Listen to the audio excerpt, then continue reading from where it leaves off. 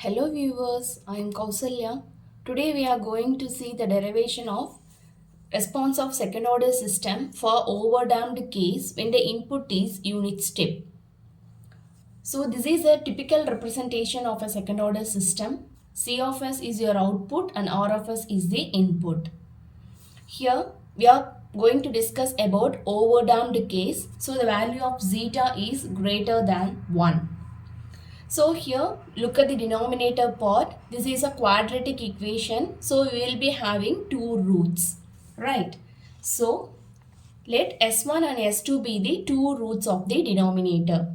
And the value of S1 is given as zeta omega n minus omega n into square root of zeta square minus 1.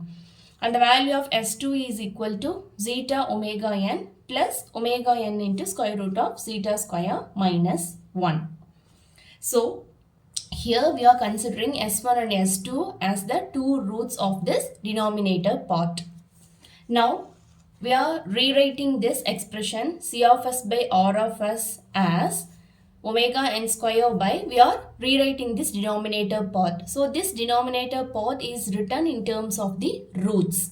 So S plus S1 and S plus S2.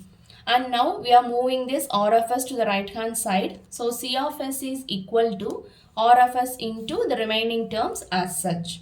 And here the type of input is unit step. So the value of R of S is 1 by S. Now we are going to solve this equation. We are using partial fraction to solve this expression. So by partial fraction, you see, we are splitting the equation of C of S as A by S plus B by S plus S1 and C by S plus S2. Since the denominator term has three parts, here we are including three constants A, B and C. And the next thing is, we are going to take LCM. So here we are having S into S plus S1 into S plus S2. These three terms form the denominator part.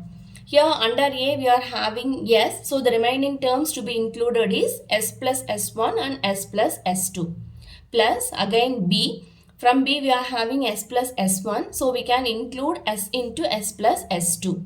And finally under C we are having S plus S2. So the terms to be included are S and S plus S1. Right. So when you compare LHS and RHS, the denominator terms are equal. So they cancel each other.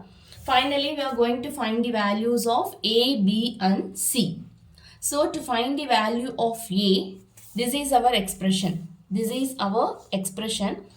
We are going to substitute the value of S equal to 0. So when you substitute S equal to 0, here 0 plus S1, that becomes S1 and 0 plus S2 becomes S2. And here you see we are making S equal to 0. So this entire term will reduce to 0. And similarly here also when you put S equal to 0, this expression will reduce to 0. So the value is omega n square is equal to A into S1 into S2. So we already know the values of S1 and S2. So just substitute the values here, S1 into S2. So when you observe carefully, this is of the format, you see A minus B and this is A plus B. So A plus B into A minus B will give you A square minus B square. So this is your A, so A square minus, and this is your B term and this is your B square. So zeta omega n whole square, we can write it as zeta square omega n square. And here omega n square and this square root and this square term will cancel each other. So we will be having zeta square minus 1. So here just you are multiplying the terms. When you multiply this omega n square with zeta square and this minus omega n square with minus 1, we are having these values respectively. So these two terms are equal with opposite signs. So they cancel each other. And finally we will be having omega n square is equal to A into omega n square. So the value of A becomes 1. Right. Now we are going to find the value of B. For finding the value of B, just we are substituting the value of S is equal to minus S1 again in the B's equation. That is, this is your basic equation. So when you substitute the value of s equal to minus s1, so here this a term, because minus s1 plus s1 will get cancelled, so this term reduces to 0, and again when you substitute the value of s as minus s1, this value of c term will also reduce to 0. So here b into, in the place of s substitute minus s1, again in the place of s substitute minus s1. So here you keep this minus s1 as such, and for this minus s1 plus s2 just substitute the values. So when you substitute the values, these two terms cancel each other, and the remaining term we will be having is omega n squared is equal to b into minus s1 into 2 omega n into zeta square root of zeta square minus 1. So when you rearrange this expression, the value of b we will be having as minus omega n square by s1 into 2 omega n into square root of zeta square minus 1. So this omega n and omega n cancel each other, and finally the value of b is given by this expression, right? Finally we have find out the value of b. The next step is we are going to find the value of c. So for that we are substituting the value of s is equal to minus s2. So when you substitute s is equal to minus s2, look carefully here, minus s2 plus s2. So this term will reduce to 0. And again minus s2 plus s2, this term will also reduce to 0. And finally we will be getting an expression in terms of c. That is c into minus s2 into minus s2 plus s1. Again here you keep the value of s2 as such, and just substitute the values of s2 and s1 here. When you substitute, these two terms cancel each other, and finally we will be having this expression. So the value of c is given as, this is your expression, and from this you need to calculate the value of c.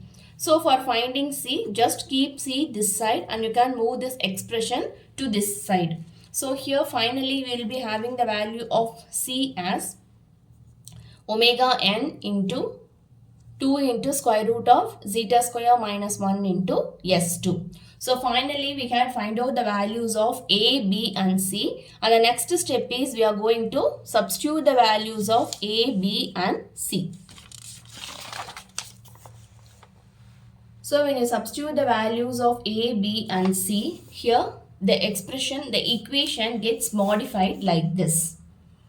Then the next step is we have to apply inverse Laplace transform. So when you take inverse Laplace transform, you see this is your, after taking inverse Laplace transform, the c of s becomes c of t and 1 by s becomes 1 minus, this is a constant term, so we can't do nothing with the constant, so just write it as such. That is omega n by 2 into root of zeta square minus 1 into 1 by s1. You just write these terms as such. And when you take inverse Laplace for this expression 1 by s plus s1, we will be having e power minus s1 into t. Right, plus, and when you consider this term, here again these two parts become constant, so you write it as such, and when you take Laplace, this becomes, inverse Laplace, this equation becomes e power minus s2 into t. So here when you look at these two terms, omega n by 2 into root of zeta square minus 1 is common in these two terms. So just take these two terms outside, and the remaining terms will be, when you take this one outside, the remaining thing will be e power minus s1t by s1 minus e power minus s2t by s2. So this is your final expression for an overdamped case for step input. Again when you draw graph, we will be having graph like this. This is a typical graph for an overdamped case. So here in this case, when you look carefully, depending upon the value of zeta, we are getting various graphs, right? Here you see it is 1.5, we are having a graph like this. For zeta equal to 2, we are having graph like this. And for zeta equal to 3, we are having a graph. So from this graph, it is clear that this graph has no oscillations, right? If you have oscillation, you will be having a waveform just like this. Okay, this is the thing which represents the system has oscillations, but here you see there is no oscillation. And finally, to reach the steady state value, that is the value of graph, it increases, right? It increases gradually. And finally what it tells us is it takes some time to settle down. That is, to reach the final steady state value, it takes some time, right? Hope you people understand the video. Thank you.